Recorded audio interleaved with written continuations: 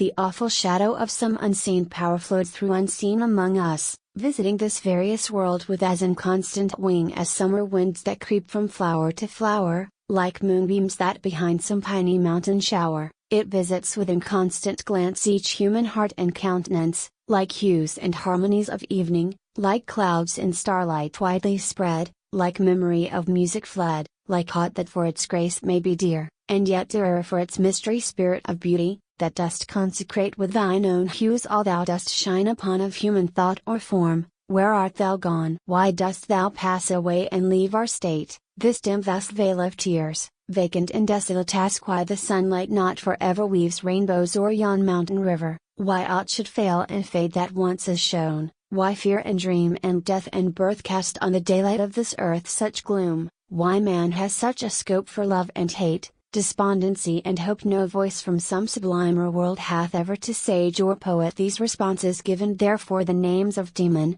ghost, and heaven, remain the records of their vain endeavor, frail spells, whose utter charm might not avail to sever, from all we hear and all we see, doubt, chance, and mutability. Thy light alone, like mist ere the mountains driven, or music by the night wind sent through strings of some still instrument, or moonlight on a midnight stream, gives grace and truth to life's unquiet dream. Love, hope, and self-esteem, like clouds depart and come, for some uncertain moments let man were immortal, and omnipotent. Didst thou, unknown and awful as thou art, keep with thy glorious train firm state within his heart. Thou messenger of sympathies, that wax and wane in lovers' eyes, thou, that to human thought art nourishment, like darkness to a dying flame. Depart not as thy shadow came, depart not, lest the grave should be, like life and fear, a dark reality. While yet a boy I sought for ghosts, and sped through many a listening chamber, cave and ruin, and starlight wood, with fearful steps pursuing hopes of high talk with the departed dead. I called on poisonous names with which our youth is fed, I was not heard,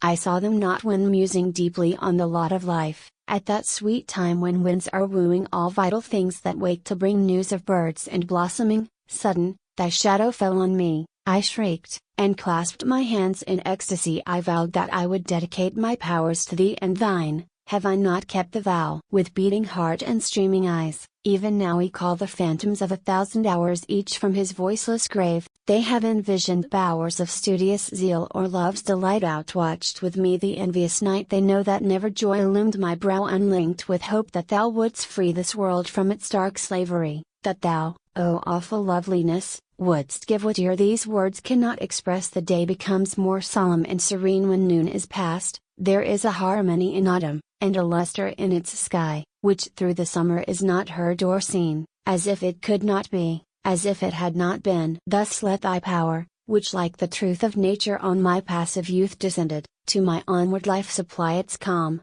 to one who worships thee, and every form containing thee, whom, spirit fair, thy spells did bind to fear himself, and love all humankind.